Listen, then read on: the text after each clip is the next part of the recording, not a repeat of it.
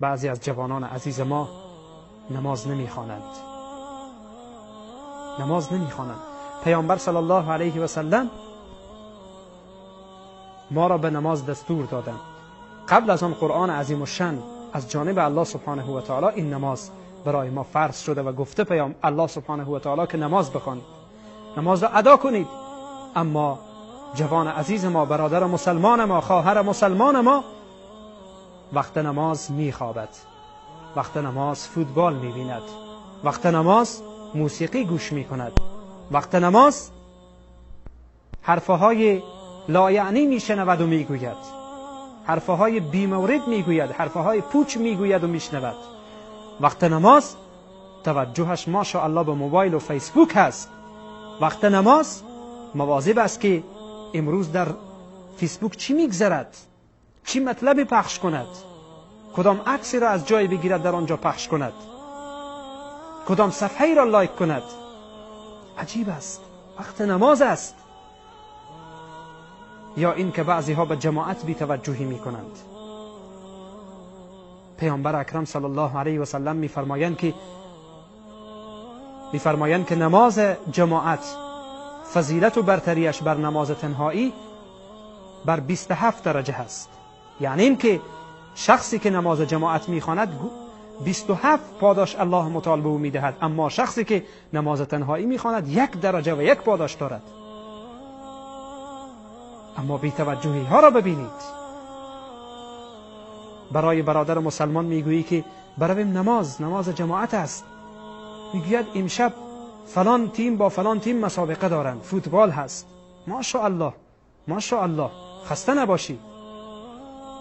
یا این که برای برادر مسلمان میگویی نماز هست، وقت نماز جماعت است، اذان میده، مؤذن صدا میکنه تو را، منادی الله تو را صدا میکنه، میگه حی علی الصلاة، بیا به سوی نماز.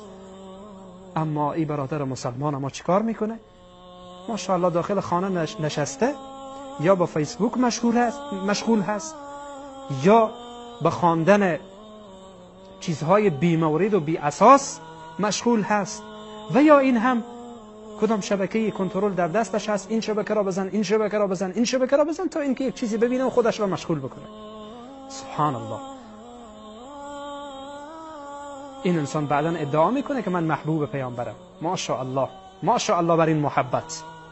خسته نباشی با این محبت خود. این محبت را نگه دار، به دردت میخوره. و والله قسم که اینها دروغه، به درد نمیخوره. مؤذن اذان میده، منادی الله تو را صدا میکنه، داخل خانه نشسته به نماز جماعت نمیری. آن وقت ادعا میکنی که محبوب پیامبر هستی، آن وقت ادعا میکنی محب الله و پیامبر هستی. و ماشاءالله بر بعضی از این انسان ها که وقتی ادعا میرسن به پای ادعا، چنان ادعاهای بلند و بالا، میگه به محض ای که گفتم یا الله فلان چیز را بدی، باید از آسمان بیفته پایین. به محض ای که گفتم یا الله فلان کار را بکن، اون کار باید انجام بشه. یک بار به خودت مراجعه بکن. تو چی کار کردی؟ چی کار هستی؟ چی کار میکنی؟ چی کار انجام میدی؟ حداقل خودت را وزن بزن، ببین در این حد هستی که همچون ادعایی داری.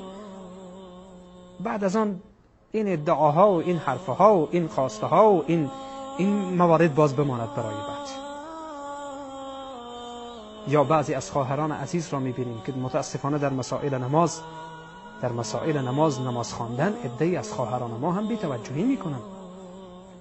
حتی میبینیم که یک خواهر مسلمان به خاطری که آرایش و زینتی که کرده پاک نشه، نماز نمیخونه، وضو نمیگیره، یا موادی را استفاده میکنه که وضو و غسلش درست نمیشه، نماز نمیخونه. چرا نماز نمیخوانی؟ به خاطر این که من این مواد را استفاده کردم. روی دستش، روی ناخونش مواد زده که آب به زیر این نمیره. خودش هم میدانه، حکمش را میدانه، ولی عمل نمیکنه. حکمش را میدانه، میگه من اگر وضو بگیرم وضوی من درست نمیشه، اما برایش زحمت نمیده که این مواد را از روی ناخونش پاک بکنه. سبحان الله. یعنی این ایمانی که انسان را باعث بر این نشه که انسان از گناه دست بکشه، باعث بر این نشه که انسان نهی خدا را ترک بکنه، این ایمان در واقع نمیتونه ایمان درسته باشه.